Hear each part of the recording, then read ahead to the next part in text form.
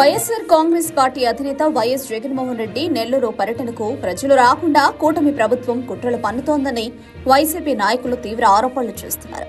జగన్ పర్యటనకు ప్రజల నుంచి వస్తున్న అనూహ్య స్పందనను చూసి ఓర్వలేకనే ప్రభుత్వం అడ్డుకునే ప్రయత్నాలు చేస్తోందని వారు మండిపడుతున్నారు.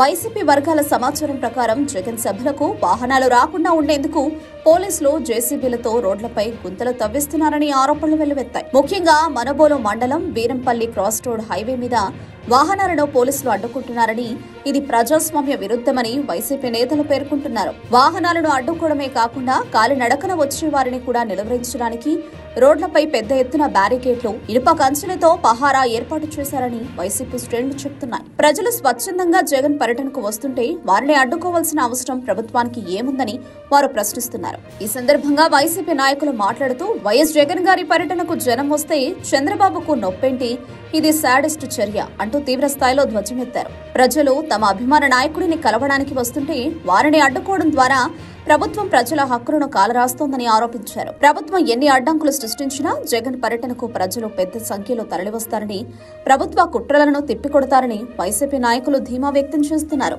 ఈ ఘటనలపై ప్రతిపక్ష నేతలు కూడా ఖండనలు తెలియజేస్తూ ప్రజాస్వామ్యబద్ధంగా జరిగే పర్యటనను అడ్డుకోవడం సరికాదని పేర్కొన్నారు.